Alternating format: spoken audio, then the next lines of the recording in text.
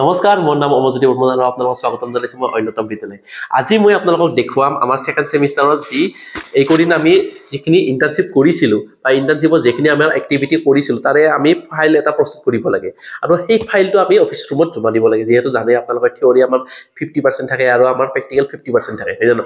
তো এটা ভাল মাৰ্ক উঠাবলৈ হলে আপোনালোকৰ এই ফাইলটো বহুত জৰুৰী তো ভাবিছো আপোনালোকৰ যদি আহিব লগা দিনকেইটাত যাতে সুবিধা হয় ফাইলবিলাক কেনেকৈ প্ৰস্তুত কৰিব লাগে কি লিখিব লাগে বা আপোনালোকৰ যি টপিক বিলাক সেম একে আপোনালোকৰ টপিক বিলাক সেম একে দিব আৰু সেইখিনি আপোনালোকে অতি সহজে পাই যাব আপোনালোকে টেনচন ল'ব নালাগে মই আছো বাকি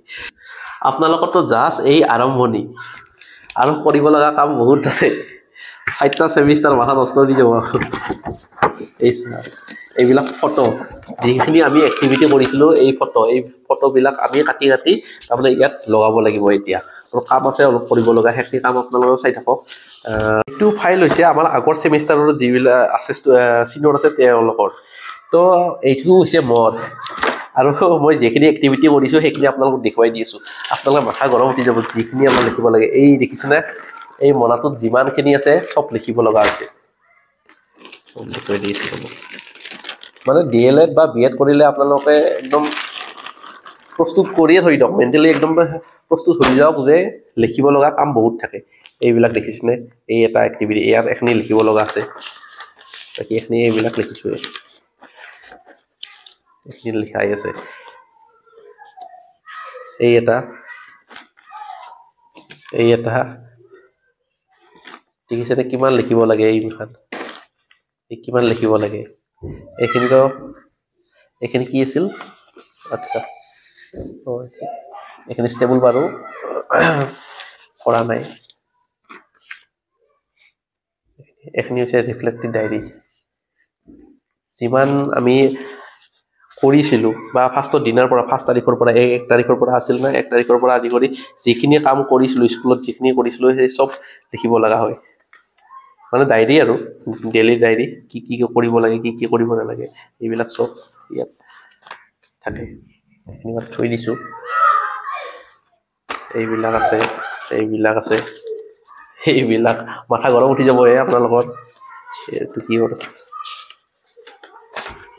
এইবিলাক সব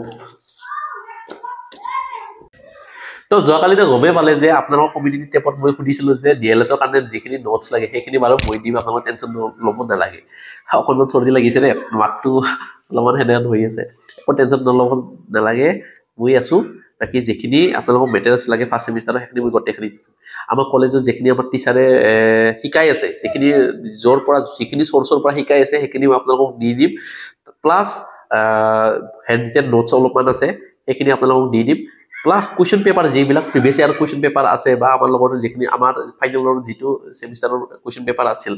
ফাৰ্ষ্ট সেমিষ্টাৰৰ সেইখিনি কোৱেশ্চন পেপাৰো পাই যাব লগতে আগৰ প্ৰিভিয়াস ইয়াৰৰ কোৱেশ্চন পেপাৰো পাই যাব টেনচন ল'ব নালাগে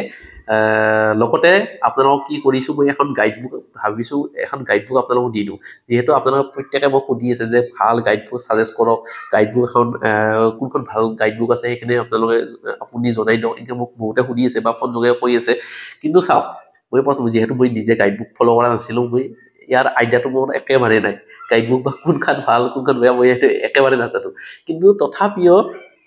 মোৰ যিখিনি লগৰ আছে তেওঁলোকক মই কন্টেক্ট কৰিছো আৰু তাৰ পৰা মই গাইডবুক এখন ল'ম আৰু ধুনীয়াকৈ পিডিএফ আকাৰে এটা বনাই আপোনালোকক প্ৰভাইড কৰিম আপোনালোকে একো টেনচনে ল'ব নালাগে মই আছো না যিখিনি এক্টিভিটি আছে প্লাস যিখিনি এক্টিভিটি আছে আমাৰ যিখিনি আমাক ফাৰ্ষ্ট সেমিষ্টাৰৰ এক্টিভিটি কৰিব দিছিল বা এনেহেন যিবিলাক আমাক দি দিছিল প্ৰজেক্ট জমা দিব দিছিল সেইবিলাক গোটেইখিনি আপোনালোকে পাই যাব ভয় খাব নালাগে মই আছো আৰু ভাল আপোনালোকে মাৰ্ক উঠাব পাৰিব ফাৰ্ষ্ট সেমিষ্টাৰত ভাল এটা মাৰ্ক উঠাব পাৰিব আপোনালোকে পাই যাব টেনচন নল'ব গ্ৰেড পাই যাব গাইডবুক হওক বা কিবা হওক সেইবিলাক আমাৰ সৰু সুৰা জিলা গিলাখনত নাপায় বা সৰু সুৰা চিটি বিলাকত নাপায় আমাৰ ধৰি লওক মুছলপুৰত নাপায় পাঠশালাত নাপায় বৰপেটাত নাপায় কিন্তু গুৱাহাটীত আপুনি 5 বজাৰত যালে আপোনালোকে পাই যাব ডিএলএড বা বিএডৰ যিবিলাক গাইডবুক আছে আপোনালোকে পাই যাব কিন্তু সৰু সুৰা জাগাবিলাকত এইবিলাক নাপায় মই আপোনালোকক গোটেইখিনি হয় ড্ৰাইভত দিব পাৰো হয় পিডিএফ আকাৰত আপোনালোকক দি দিব পাৰো বুজি পাইছে নে আপোনালোকে চিন্তা কৰিব নালাগে এতিয়া যিখিনি মোৰ কাম আছে অকণমান পেন্ডিং হৈ কাম আছে সেইখিনি কামখিনি মই কৰি আজৰি হৈ লওঁ আৰু